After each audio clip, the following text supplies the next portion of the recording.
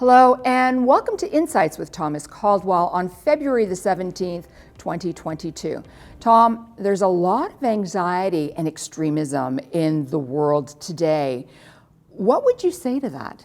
Well, it's really interesting that we all are observing this. I think a lot of it comes from media. I think a lot of it comes from opinions. You don't get news anymore, you get opinions. And people seem to be fixed in their views. A discussion used to be the sort of thing where you got a new idea, refined your old ideas, or change your ideas. Not so anymore.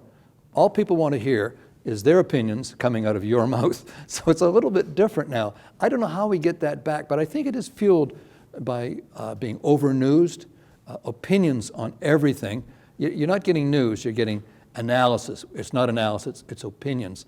And I think politicians, everybody uses extremism to their benefit. We've got to sort of back things off a little bit. And again, we have the background of stress of the tail end of COVID here. So that's still affecting people, how people think. There's still underlying anxiety. So there's a lot of that going on. Hopefully it'll diminish over time. But social media, mainstream media are fueling this, and they've got to someday look at themselves, take an inventory and say, we've got to be a little bit more factual. Okay, so how does this atmosphere of tension and polarized ideas affect the markets? Directly, because you're seeing exactly the same media. I mean, for example, let's take the Ukraine. Now, my opinion on the Ukraine might change in an hour and a half, but I believe this is a contrived crisis. I don't believe that Russia and Ukraine are going to go to war. America is really the drumbeater here, and I think it's partly political, whereby the president wants to say, I've solved this problem now, that was never going to happen in the first place.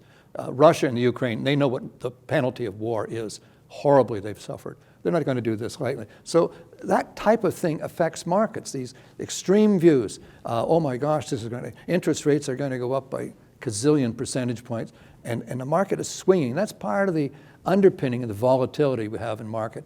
The whole key here is to drop back a tiny bit, disconnect from a lot of the inputs you're getting, question it, question yourself. I've said before, the biggest loss factor in markets is emotional, people's emotions. And that's why, I know I'm talking my position here, it's always good to talk to a professional advisor, to just bounce your ideas, whether you take their opinions or not, it forces you to articulate an opinion. So quell your emotions before you do anything, whether it be buying a house, buying a stock, or anything. Thank you so much, Tom. Thank you. And thank you all for watching. Bye for now.